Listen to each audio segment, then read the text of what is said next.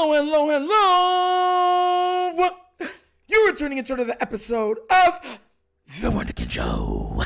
Today's second topic: has the Ravens defense truly turned the corner? Look!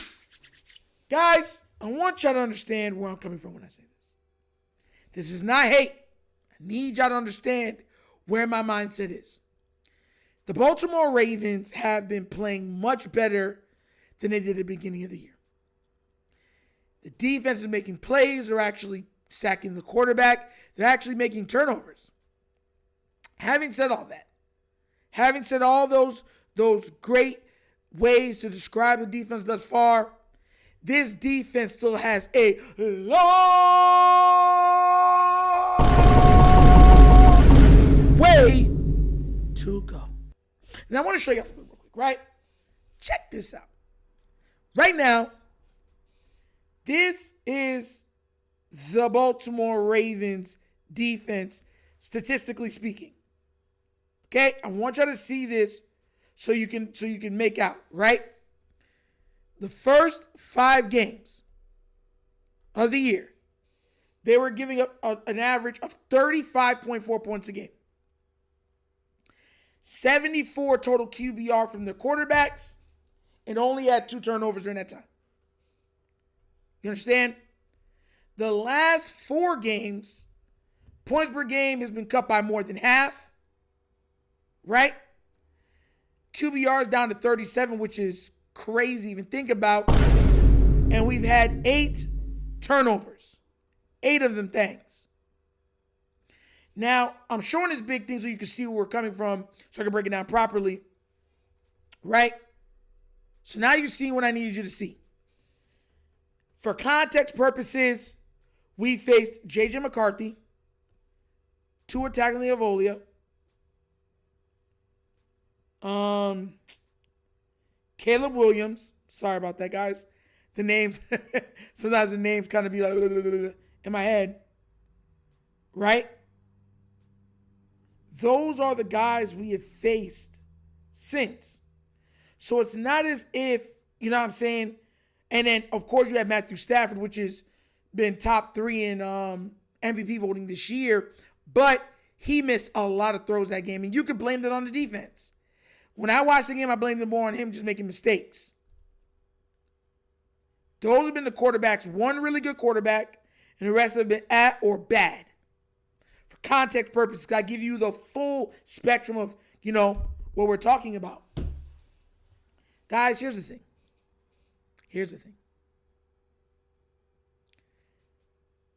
The Ravens have to be able to punch the other team in the mouth. The talking and the jawing and all that other stuff, no. Because right now we're not getting the push up front that we're used to. So you almost have to play a defense where you're punishing the opposing squad for making certain plays on you. Like, okay, we know up the middle is our problem right now. So what happens is you're sucking paws the linebackers in more to the center to help stop the run. So then you're throwing to the outs. Or you're throwing through those gaps to the right or to the left. So when you're running those curls and you see that ball come out, it's your job not just to get them down. It's your job to, not hurt, but to punish them. Make it that guys start to be like, yo, I got to double check where I'm at on the field. Because what they're doing hurts. Because this ain't like Madden. Guys can just catch the ball and keep getting smashed and nothing happens. That's what they have to do. And when their hands get on the ball, they got to make sure they make a play. One thing that the Ravens have done since this 4-game turnaround has been when the ball hits their hands, they're making plays. They are making plays. And if they can continue to do that, I'm confident that we can make some noise moving forward. Because once again, and I said this the last video, and I'll keep saying it. A lot of people were, wanted to tank the season. I kept saying no, because you don't know what's going to happen. This is the NFL. Anything can happen. We are watching multiple of the better teams start to get injured. We're watching a lot of the top teams, QBs, start to play uncharacteristically bad. That's what's going on right now. The Bills are playing, they're hit and miss. Same thing with Kansas City. Kansas City's 5-4. If Kansas City loses their next game, they're 5-5. That would mean for them, mind you, think about this real quick. That would mean us and them would have to win out to get 12 wins. If they lose their next game. Mind you, if we win out, we win our division. It's not the same for them. They could probably win almost every game and still lose it and still be one game away from their division, because Denver is cooking right now. And you got the Chargers. So more likely than not, they're not going to win their division. They have to make it as a wild card. And the Bills have the tiebreaker over them, because the Bills most likely are going to have to are not going to win the division. They're going to have to come through the wild card. Most likely. That's what it's looking like. Because the Patriots got 2 games on them. And they got the tiebreaker. And they already won 1 game against them. So the Bills have to beat the Patriots next time. Because if they don't, then it's a wholehearted, if we're tied, we win. So that's what I'm trying to tell people. Like, people's like, Nitro, I'm tired. I'm like, no, trust me. Just trust Nitro for once. Believe. These are the things that are going on right now. It isn't the way that I wanted to win, no. But a win is a win. In other words, a Super Bowl is a Super Bowl. You think I care? You think I really care? That, guys are not 100%, or Patrick Mahomes didn't make the playoffs? Do you think that that's going to stop the shine or luster off of that ring? Or slow down the confetti, purple and black confetti that will rain down on the heads of the players and their families? Huh? And for anybody else that will watch it and be like, nah, you just don't. Was that ever an excuse when, remember, Lamar Jackson was hurt when Joe Burrow made it to the playoffs. Did anybody ever say Jackson was hurt? No. They just say Joe Burrow went to the Super Bowl. Congratulations, Joe. You got your team where you needed to be.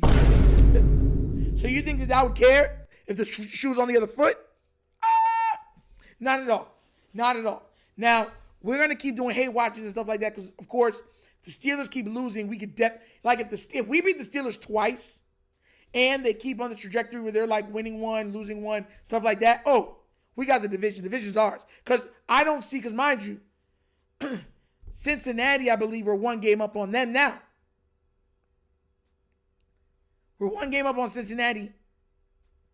And yeah, we're going to play them soon, but come on now. Come on now. It's cookies. Absolute cookies.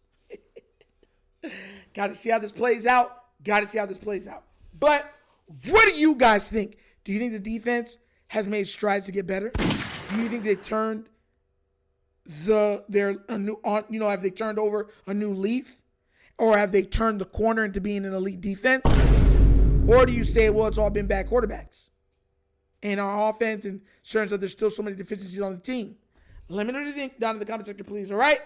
But as always, that's the episode of The Wunderkind Show.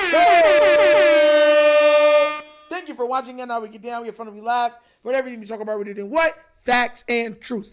Please remember, guys, like, subscribe, hit that notification bell, leave a comment. You don't love the comments. If you haven't already done so already, check out The Wunderkind Morning Show live Monday through Thursdays, 9:30 to 10:30 a.m. Touching on top of sports, breakdown, sports culture, pop culture, a little bit of nostalgia trivia. Also at the end, we touch on stuff from the 70s, 80s, 90s, early 2000s. Guys, be there or be squared. Also, if you want to donate to the channel, help out with equipment and just stuff like that, bottom of the screen, QR codes to a Cash App. Cash App located in the description of every video that we do. Name of it is money sign, The Wunderkind Show. Super easy. But that's the episode of The Wunderkind Show. This is Joe Dental signing off. And as always, you guys know my slogan. Peace. And I'm out of here, guys. Yeah. Finish him, Daddy.